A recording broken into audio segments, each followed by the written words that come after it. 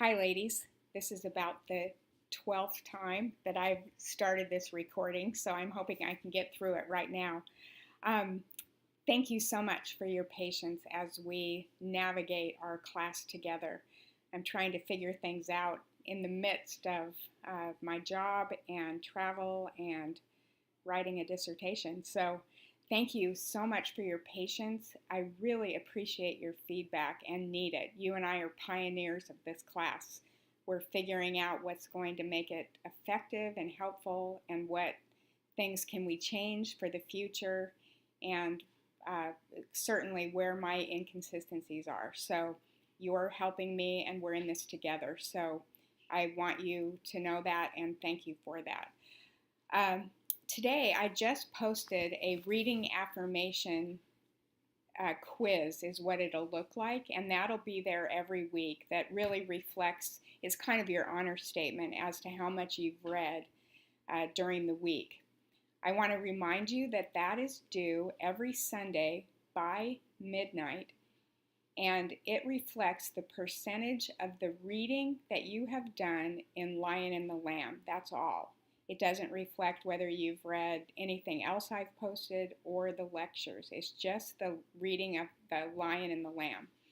If for some reason that quiz is not posted on the week that it should be, then that's on me. It's not on you. I'm hoping to figure out how I can duplicate that every week, but if for some reason I don't get it up there, then that's on me and not on you, and you don't need to worry about it.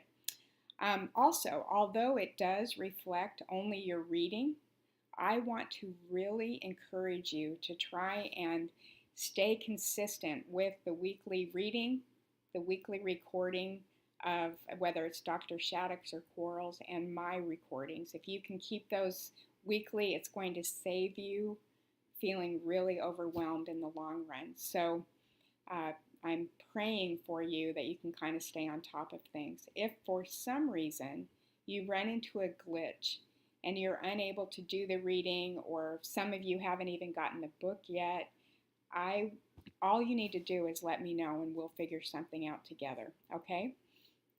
Second of all is the threaded discussion. That includes answering 3 reflection questions around the lectures. I have not been clear on that, and I was going to have you comment on all the reading and all the lectures, but I noticed in another class they just did the threaded discussion on lectures. So that's the 3 reflection questions around the lectures. You can add other thoughts, please feel free, but no, you don't have to feel like you have to cover every single thing that you've read and listened to during the week. I'm sorry I wasn't more clear about that. I wasn't thinking that way, but I think that's a better idea.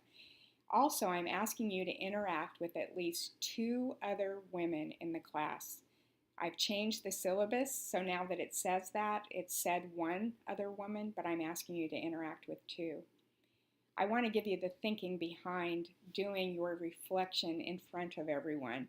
And that is because we are an online community. And I think that's one of the ways that we can get to know each other better is to read how we synthesize information, observations we have, things that we're learning from the class.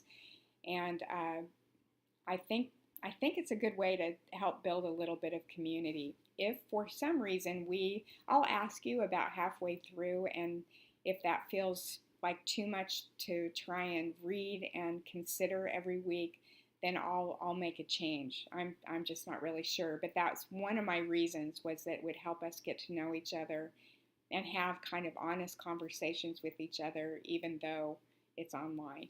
So thanks for bearing with me in this. We'll see how it goes. Also, there is an outline assignment that is due October 14th. That's well over a month from now, so you don't need to worry too much about that now. But what that outline assignment includes is you choosing from 2 different passages in the New Testament. One passage is Mark 4, verses 35 to 41. That is considered a gospel narrative. Or from Ephesians 2, 1 to 10, which is a letter or an epistle. For your assigned text, you can decide, but for that text, you will seek to answer two questions. What does it say? That's performing exegesis. And what does it mean? That's performing hermeneutics.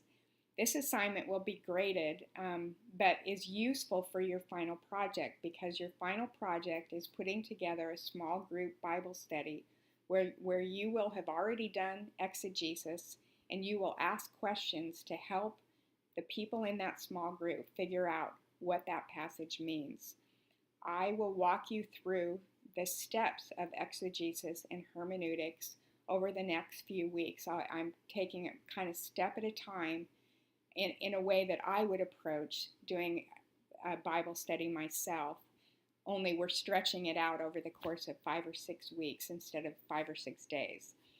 So be patient with me. Some of you have done this before and it's not new information for you, but I would just ask you to kind of walk along with us and help contribute to the conversation about it. I will be covering a interpretation template with you so that you'll have something to work from once you begin to work on your outline assignment. So for now, what I would do is spend some time reading both passages. This is all in your syllabus, these passages are. And then prayerfully consider which one would be most useful for you and for the context in which you serve and minister. And in a few weeks, I'll have you decide and begin to use some of the tools that I give you to start the work of interpretation. So, if you have questions, feel free to email me. I am grateful for those and appreciate those, and they don't bother me. So, and I'll try and do my best to get back to you as soon as I can.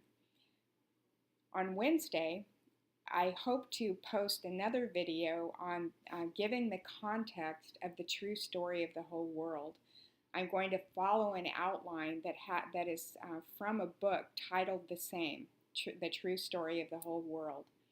And I'm spending time on the context of the canon of Scripture for a reason. I think it's very important that we remember as we study the Bible, whether it's a book or a passage like we will eventually do, that we remember the redemptive context in which this passage is written. So I want to give us the big picture and move us down toward the smaller passages that we'll be looking at. So I love the idea of the true story of the whole world, and I noticed some of you commented on that too, that it's been so helpful for me as I've, in my years of learning to and growing in teaching the Bible, which I am doing and have done and will continue to do. So hopefully this is helpful to you. I'll be back in a few days. Let me know if there's any glitches or problems, and we'll pioneer this class together. Thank you, and know that I am praying for you. See you later. Bye.